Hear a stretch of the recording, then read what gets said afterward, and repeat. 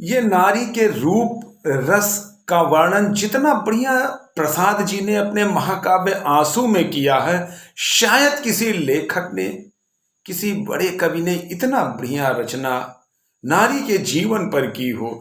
उसी पर प्रस्तुत समर्पित करता हुआ आपके लिए प्रस्तुत कर रहा हूं कि नारी जीवन का चित्र यही, क्या विकल रंग भर देती हो, अस्फुट सीमा की रेखा में आकार कला को देती हो।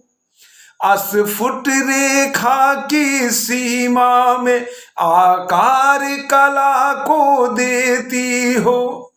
क्या कहती हो ठहरो नारी, संकल्प यश्रुजल से अपने तुम दान कर चुकी पहले ही जीवन के सोने से सपने। नारी तुम केवल श्रद्धा हो, विश्वास रजत नग पग तल में, पीयूष स्रोत से बहा करो जीवन के सुंदर समतल में। देवों की विजय दानवों की हारों का होता युद्ध रहा, संघर्ष सदा उर्यंतर में जीवित रहा, नित्य विरुद्ध रहा। आंसू से भीगे अंचल पर मन का सब कुछ रखना होगा, तुमको अपनी स्मृति रेखा से यह संधि पत्र लिखना होगा। तुमको अपनी स्मृति रेखा से यह संधि पत्र लिखना होगा।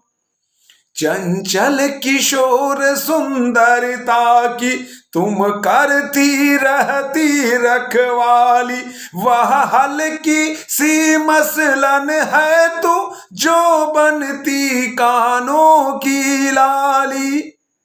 हाँ ठीक, परंतु बताओगी तेरे जीवन का पथ क्या है, इस निविड़ निशा में संस्कृत की आलोकमयी रेखा क्या है।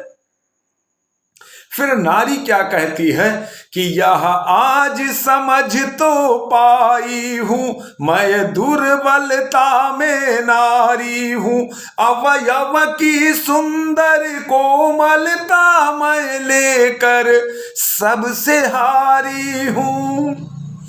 पर पल मन भी क्यों इतना ढीला, अपना ही होता जाता है। अब घनश्याम खंड सी आंखों से क्यों सहसा जल भर जाता है। सर्वस्व समर्पण करने की विश्वास महातरु छाया में, चुपचाप पड़ी रहने की क्यों ममता जगती है माया में। छाया पथ में तारक द्युत सी झिलमिल करने की मधुलीला, अभिनय करती क्यों इस मन में कोमल निरीहता श्रमशीला। निसंबल होकर तिरती हूँ इस मानस की गहराई में, चाहती नहीं जागरण कभी सपने की इस सुधराई में। हाँ, गुजारिश है आपसे कि आपने अगर चैनल को अभी तक नहीं सब्सक्राइब किया तो चैनल को सब्सक्राइब करिएगा और बेल आइकन की बटन को दबाइएगा। और इस नववाचक पीयूष मय त्रिपाठी को अपना शुभाशीष देने हेतु चैनल को सब्सक्राइब करिएगा। आपका सबका पुनः साधुवाद, पुनः साधुवाद।